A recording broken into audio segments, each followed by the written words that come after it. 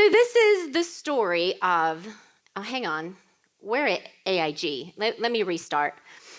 This is the account of the 7 ice cream cones. Once upon a time, there was a baby born in 1951 called Kenny Ham. He was born in Cairns, Australia. His dad was a school headmaster and traveled all over the state of Queensland helping out schools. Because of this, Dad moved around a lot during his childhood. His parents, our grandparents, were godly people who instilled a love for God's word in his life. Whenever they were going to a church and they had a compromised pastor, Papa would take the family down the front of the church and point out to the pastor what God's word said on the subject. When Dad was in school and confronted with evolution, he would go to his dad and say, "What do we do with evolution?" And Papa would say, "God's word is true. And we just need to wait for the answers on this issue, even if we don't know the answers right now." Papa didn't have the answers, but he knew one day God would reveal those answers to us. And I think that had a powerful impact on our dad. And at 12 years of age, Dad attended an open-air campaigner program at his church. And at that time, he committed his life to the Lord. And he told the Lord, "I will go anywhere or do anything for you." In 1953, another baby was born. This one was certainly a lot sweeter. Her name was Marilyn Gow. We know her as Mally. She was born in Brisbane, Australia. Mom didn't grow up in a Christian home, but her mom, our grandma, made sure that the kids went to Sunday school every Sunday, and this had a great impact on our mom. On Easter Sunday, when our mom was in her preteens, there was a special lesson done by the teacher using that old flannel graph to explain what Christ did for us at Easter. The visual demonstration opened our mom's eyes as to what Jesus really did for her. That day, she committed her life to the Lord and said, "Lord, since you did that for me, I will go anywhere or do anything for you." These 2 kids grew up. Dad's family had moved to Brisbane and started attending the same church that Mom attended and had grown up in. So tell us about the first time you met. I was attending the Sunnybank Methodist Church in Sunnybank, and I was at the front of the church handing out hymn books. And we'd heard that there was a new family coming to town. And I saw Kenny walk up the stairs with his family, and I thought, oh wow, I wonder what he's like. Basically, it was love at first sight. Mainly her side, obviously. That's what she told me anyway.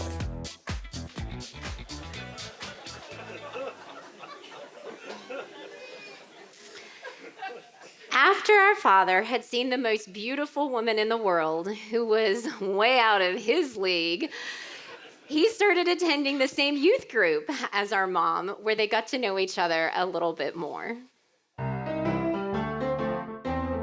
After you were introduced, how did you get to know each other a little bit more?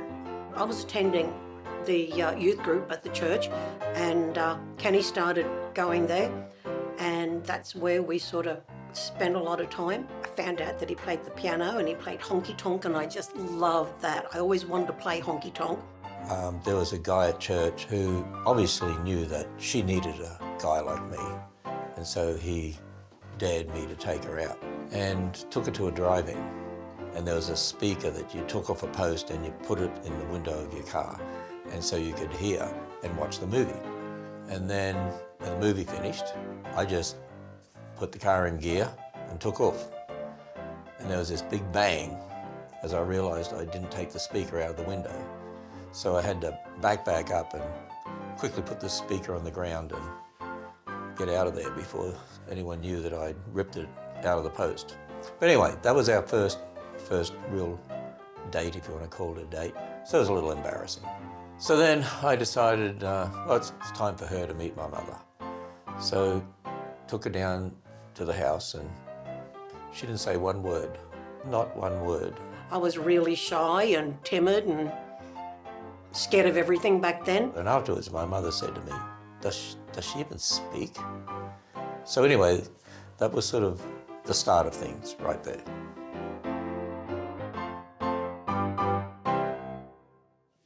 During this getting to know you phase, there was one instance where Dad's sister invited our mom to a special youth gathering. As our mom walks in, Dad takes a photo of just her. And the other guy in the room says, I bet Kenny wants that photo for himself. And here's that photo that has been kept all these years. Now let's hear more about this budding romance. So what did trains have to do with your dating life? I was going to university in the city of Brisbane, and we lived in the suburbs, and so I would catch a train into the city, and she worked in the city as well. In fact, where I got out of the train, there was a bank, and she worked in the bank.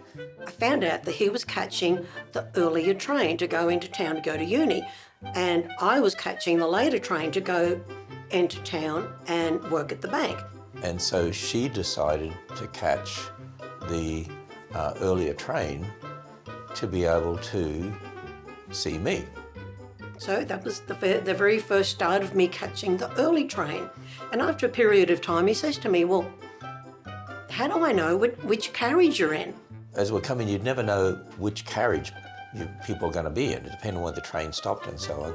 And I said, well, I'll be in carriage such and such, and I'll open the door so you know which compartment I'm in. And I knew, when the doors open, I would jump on there and she'd be right there. And so we did that for a long, long time. One day, the early train was late. Everyone had to get on the next train. And so I was waiting there and I thought, oh, this is going to be one of those times and the train's going to be crowded. 2 trainloads of people climbed in all together. And when I hopped in, I got a seat. And I thought, uh-oh, I'm going to have a problem here. People crammed into these carriages. Unbeknown to me, Mary had got up and wound her way through all the people and got to the door and opened the door, and I saw the door open. And I climbed over all these people, opened the door. I thought, wow. So I jumped on. Everybody made way for us. We wound our way all the way back, and then suddenly there was a seat there. I think some people got up and we sat down. And when we did that, they all clapped because these people had been watching us for so long. Everybody was watching our budding romance in the train on the way to South Brisbane. And that's what you've been telling your single daughter. Yeah, She hasn't Estelle, you got to open a train door. She hasn't opened enough train doors. She needs to open a lot She more. hasn't opened the right one. Oh, okay. All right. Maybe the right one's here now. You never tonight. know. You never know. At this party. Yeah, I keep be. praying. Yep.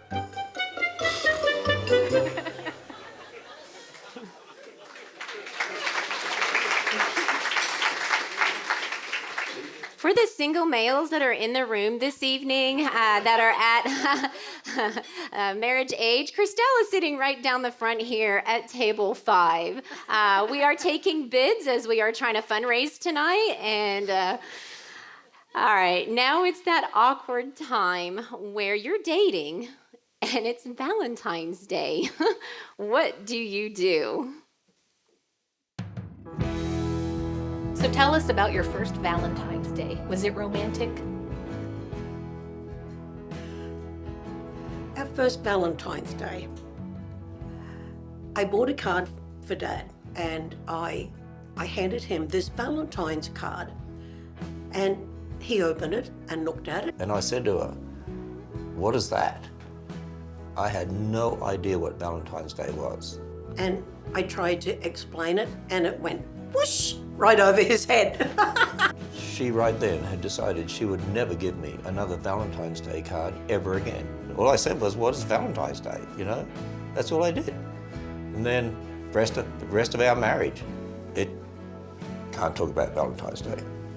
That and the stake you've held against me for 50 years. Oh, poor Kenny, darling.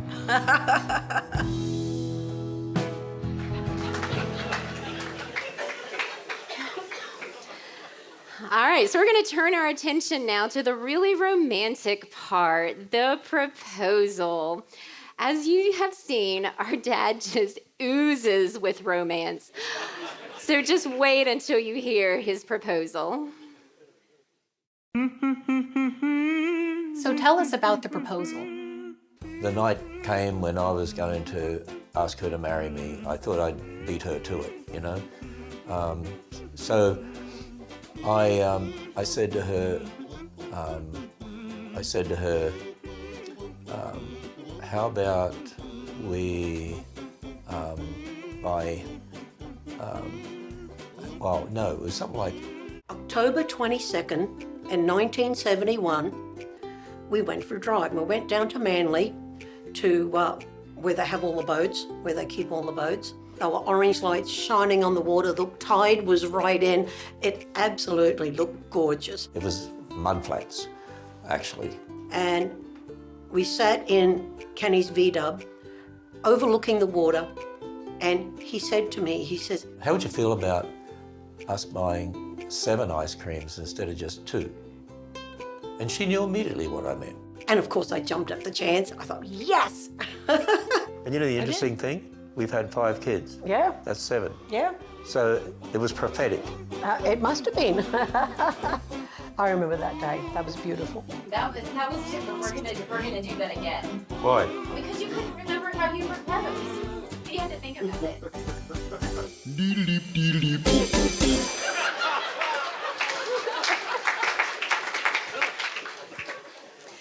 December 30, 1972 was a very special day for a very special couple who were madly in love. So how did the wedding day go?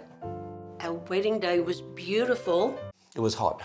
It was a lovely day. It was beautiful. It was really hot. I remember walking down on my father's arm, and there's Kenny Darling standing down at the front of the church looking towards me. And I thought, ah. In fact, I remember when I turned around and saw this beautiful young lady walking towards me, a big smile on her face. I remember it was hot. My father catered for the wedding. He was a caterer and a chef, so he did all the work. And you know what he cooked? Chicken. And he did the most awesome spread, had I don't know how many types of different meats Chicken. and salads and all sorts of stuff. And I hate chicken. And he made the fruit cake. He made the most awesome fruit cake. That was a wedding cake back then in Australia. Well, unless it's really flavoured and doesn't taste like chicken, then it's okay. It was a beautiful day. I just loved that day. It's just so hot.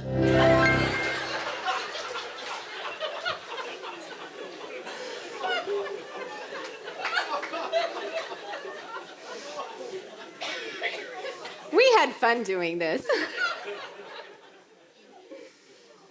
All right, so after they were married, Mom worked full-time. Dad was a full-time student to become a science teacher. They were adjusting to married life. Let's just take a sneak peek into how well they adjusted to married life. Tell us about your first fight. Fight? We never fight. We were in a little VW and went and parked on the shore. Up Manly, where all the boats Manly. were kept. But they're mud flats. Kenny, the tide was in. There were beautiful orange lights glistening on the water. It was absolutely beautiful. It must have been later in the day that we went down there. But they are mud flats. I didn't see any mud flats that day. That's what you do as a husband. You just give in all the time and then you don't fight. I mean, that's basically what I do. But he didn't just have chicken. He had beef. He had ham. He had all sorts of. I don't remember. All I remember was dishes chicken. There were chickens everywhere. There's and little fruitcake. chickens here. There were chickens. Fruitcake. I don't like chicken. I don't like fruitcake either. At least I let her know what food I don't like, so that makes it easy for her. When we go to bed, you want the room totally dark. Well, that's how you're supposed to have it. No, I can't stand it totally dark. Otherwise you can't sleep. No, I like the blind open, so as the sun comes up, I'm awake. The sun doesn't come up till 7:30 these days, and yet you're awake before then. There was one time in our first year of marriage. One time? One time. I don't remember. I remember this exactly. I was going to cook steak, and I have no idea why I had steak to cook, because I wasn't a very good cook back then, and I didn't have a clue how to cook steak. So I'm getting everything ready to put everything on, and Kenny's brother Robert was over. So I'm cooking steak for 3 people for the very first time. And I yelled out to them, and they're sitting there watching TV, of course. And I yell out to them, I said, I have no idea how to cook steak. Oh, cook it hot, they yell from the lounge room. Well, everyone knows how to cook steak. Australians cook it all the time, throw it on the barbecue. So I cook it hot. And of course it was a little burnt. And him and his brother, they're two peas in a pot. It was like leather. Yeah, that's what they did all the way through the meal. How tough the steak was and how bad it was. Both of them harassing me. I was being truthful. It was like leather. I said you could have made shoes with it or something like that. And my brother agreed with me. Well, at least it wasn't chicken, hey? I need someone to teach her how to cook steak. No, that's your job on the barbie. In the end, I just have to give in, so we never have a fight. That's what I've done all my married life. I just follow. I just do what I'm told. Poor thing.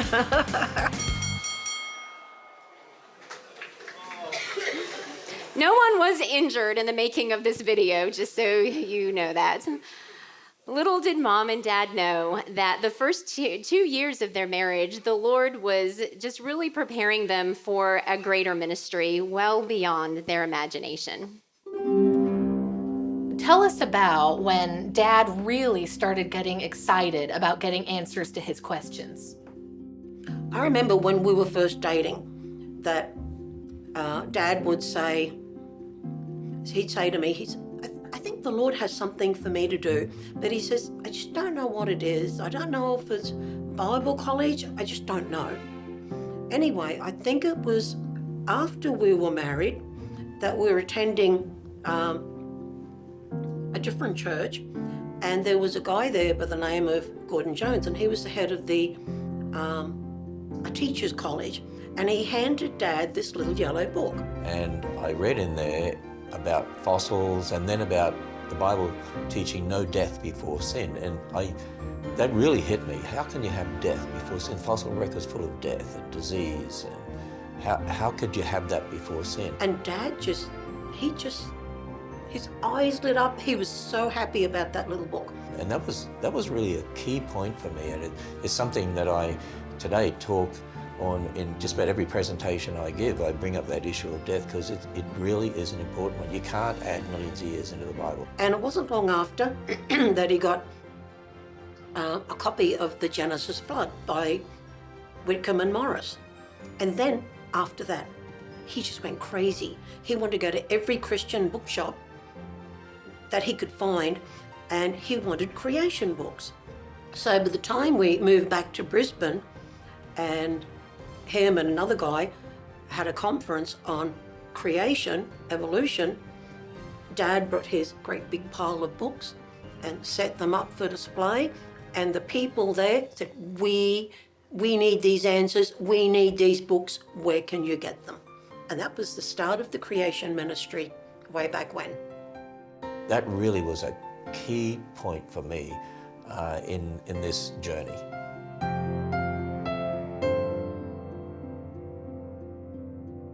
After Dad graduated from uni, they moved out to Dalby, where Dad had his first teaching position. It was a lovely little town in the middle of the wheat fields that they fell in love with, and they wanted to stay there forever. During their time in Dalby, Dad started speaking on creation and gave his first creation talk during a youth exchange. After 2 years, Mom and Dad knew that the Lord was calling them out of Dalby. They knew that they were not meant to be in Dalby anymore and put in a transfer to go back to Brisbane. Dalby will always have a special place in their heart for many reasons, and one of those is that their first child, Nathan, was born there. How did it feel to be a parent for the first time? Oh, it was awesome. Wow. He was born up in Dalby, out in the middle of the wheat fields on the Darling Downs. She went into hospital. Those days, they wouldn't let the father in. I mean, we were kicked out. So I had to wait outside. And then Nathan, our firstborn, apparently had a big head. And Nathan's head got stuck. So they had to use forceps delivery. Finally, the doctor came out and he said to me, now look, when you see your son, I just want to tell you, everything's fine, everything's good, he's normal, except because of the forceps delivery and the way he had a big head, that big head he had, he's got what's called a hematoma on his head. So don't be shocked when you see that. It'll go away eventually. So I went in to see him, and I just thought he was beautiful. Oh. It was like he had two heads. I mean, just while the doctor told me that, I would have thought we had a two-headed child. I mean, it was this massive hematoma. And it was sort of swollen because it was a forceps delivery too. And sort of his eyes were sort of half shut and so on. Kenny kept carrying on about this hematoma and this great big head, and his eyes were all sort of puffy and everything. Many people don't know that Mally's ancestry, her great-grandfather was Chinese. He was from Canton in China. So my mother had said to me before he was born, do you think it's possible, you know, you could have a Chinese baby? And I said, no, I don't think so. But when she was there with my brother Stephen and looking at him, my brother said, Mummy, he looks Japanese. And she went, shh, shh. So she thought we'd had a Chinese baby, which is fine. I mean, that'd be great, but no, it was just the way he looked at the time with the extra head. The hematoma didn't look that bad to me. And when we took him to church for the first time, we put a little bonnet on his head. And he was just adorable.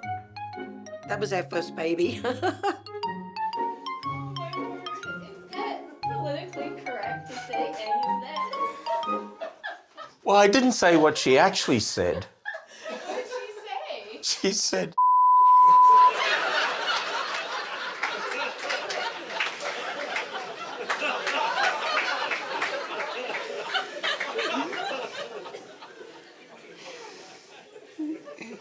Sometimes there are no words. 2 weeks after Nathan's birth, they moved back to Brisbane, and Dad got a teaching position at Brisbane State High School. And over the next few years, Dad got more and more involved in the ministry, and they even started their own creation bookshop to just really help get the message out there, and started putting on creation conferences as well. In 1978, their favorite child made a dramatic entrance. I'm narrating. I can say whatever I want. Their favorite child made a dramatic entrance into the world, making them a family of 4. Tell us about baby number 2. oh, that was traumatic. That was a traumatic experience. Mally went into labor. I called the ambulance, and they were slow in coming. My contractions just started, bang, and I don't know, 4 o'clock, 4:30. I'm lying on the couch. I'm in big time labor. And then Nathan woke up. He was 15 and a half months at the time. Well, he was running around the lounge room, screaming his little head off. No one was there to pick him up. I called my mother and asked her, get around here quick. I know something's happened. The ambulance is not here. So she raced around. She lived around the corner. And we're both there, and we didn't know what to do. Kenny and his mum, they were major panic artists. They're out on the balcony waiting for the ambulance to come. And all of a sudden, something happened. And I yelled out to Kenny, I said, Kenny, get in here, something happened. Well, her head was born already. Then I realized the ambulance is not here. There's a baby coming. I had to deliver this baby.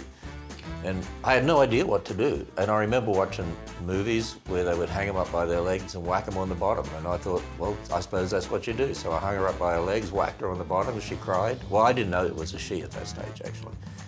I didn't know what it was. I just knew you had to whack them on the bottom. So I did that. Actually, later on, when we got to the hospital, and the nurses came out to meet because the ambulance finally came. And later on when we got there, and the nurse said, oh, is it a girl or a boy? And I said, I have no idea, I didn't look, I don't know. And if it wasn't for me screaming at him to come in and tell him to do his job, I think I would have delivered her myself. I had to deliver her on my own.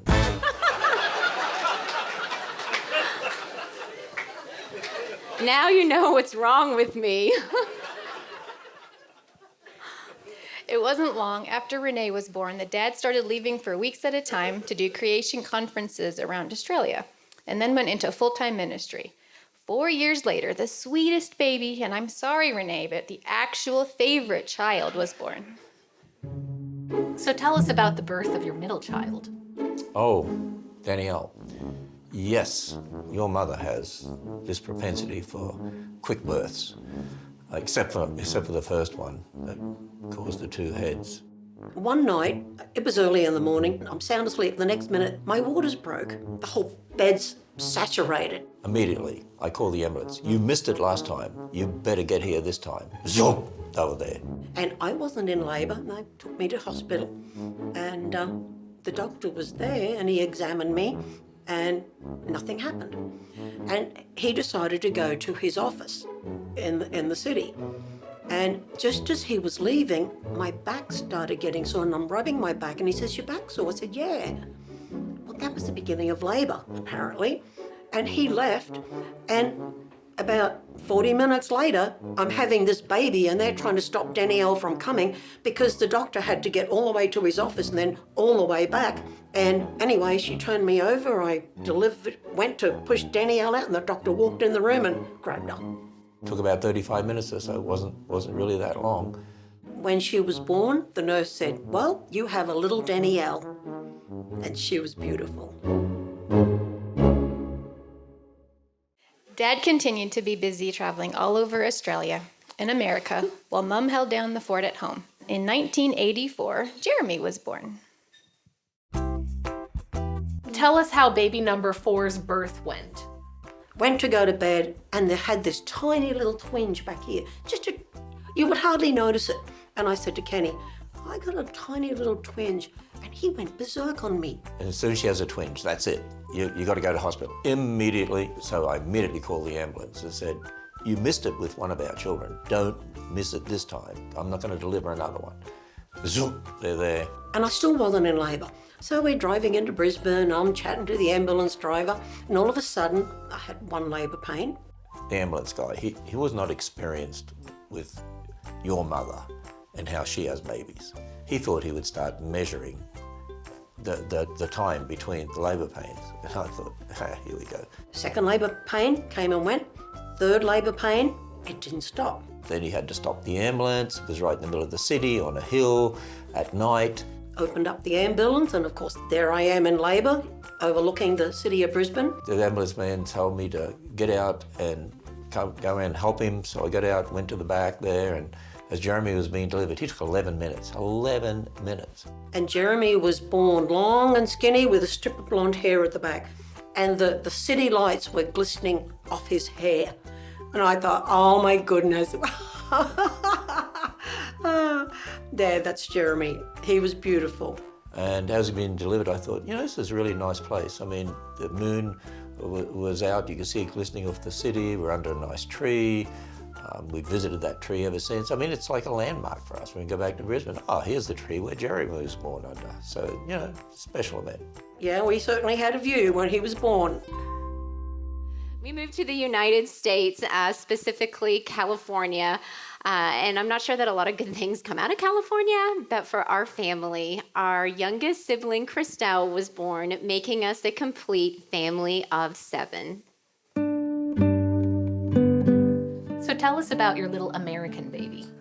Oh, our California girl, yes. Well, we had been in America 13 months, and Nana and Papa, Dad's parents, were over, and Kenny's flitting around the country. And I had this speaking engagement in Chicago, and I thought, well, my mother's there. I mean, if anything happens, at least she's there. And I kept praying, "Lord, give me a sign. Please give me a sign to know when to go to hospital." Because after having a baby in 11 minutes, I was sort of, a little stressed. Of course, I go to the bathroom again. I thought, uh-oh, we have a little sign. So I went and told him, I said, "I think I need to go see the doctor," who was just across from the mall. So they dropped me off to the doctor. Dr. McCandless, he was on the board of ICR. So he knew who we were and everything. And he says, "I think you need to go over to the hospital and wait for me. And at the end of my office hours, I'll come over and induce you." So that's what we did. I went over there to the hospital, and 5 o'clock, he comes and induces me and sits in the rocking chair, reading the paper. And 38 minutes later, our beautiful American baby was born. And they handed me a phone, and it was my mother. And she said, "Here, listen to number 5. And there was number 5. Whack, whack, whack, whack. And that was you. That was Christelle. So I wasn't there for it. Apparently, you came quickly too, but she was in hospital. And There you are, our California girl, who needs to open train doors.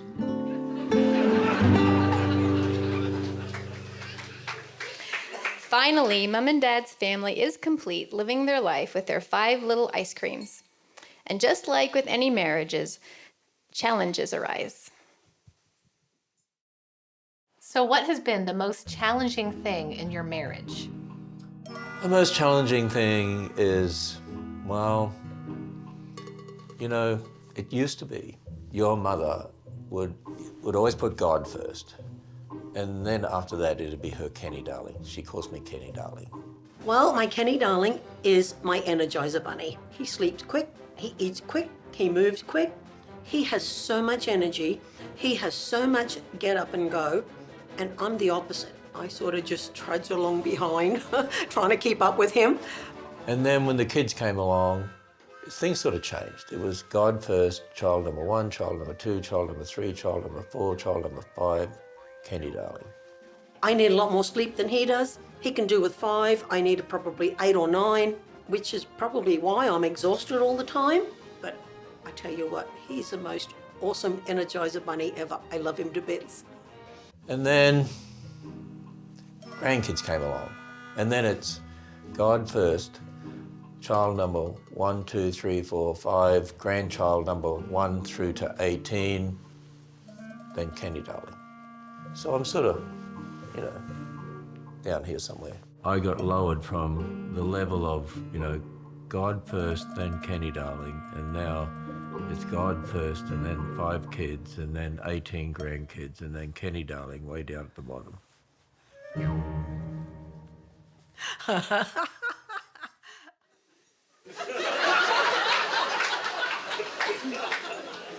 I really don't think anyone feels sorry for you, Dad. Sorry. All right, the last video is about who has the most difficult job as a spouse. Bet. Let's just stop here for a second. Let's take a vote. Let's take a vote. All those that say that Mally has the hardest job as a spouse, raise your hand. All those for Kenny darling, raise your hand. All right, how much did he pay you guys? So, who do you think has the most difficult job as a spouse? Well, I've always been low maintenance. He eats quickly, he slops all over everything, he drops everything wherever he drops it. The purpose of eating is to transfer it from the plate to your stomach.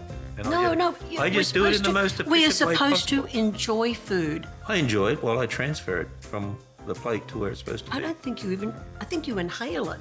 And of course he dribbles all down his shirt all the time because he does it so quickly. Yeah, but I actually now, I have these in my pocket every day. Sharp and right. Just in case. I buy them in bulk. In case somebody else dribbles, I've got them there for them. Have them in my pocket. The Lord brought us together, I know that without a doubt. And the Lord gave me gifts to be a wife, a mother, and a grandma, and I love doing that. So I think we were made for each other. I couldn't even imagine life without you. Me either. And the ministry wouldn't be here if it wasn't for the way in which you've looked after me and the kids and supported me 1,000,000%, even when I've been away for weeks at a time. You've never complained. Even in the early days when you didn't like me being away and I didn't even know that, you never ever complained. 50 years sounds a long time, but do you know what? It doesn't feel like that. It just seems like yesterday that I was walking down the aisle and you were down the front waiting for me. The Lord brought us together, and yeah, it's been crazy, but we love each other so much, and it's been an amazing journey, and I can't believe it's 50 years, and I love you heaps. And I can't believe you're now that old. I'm 2 years behind you.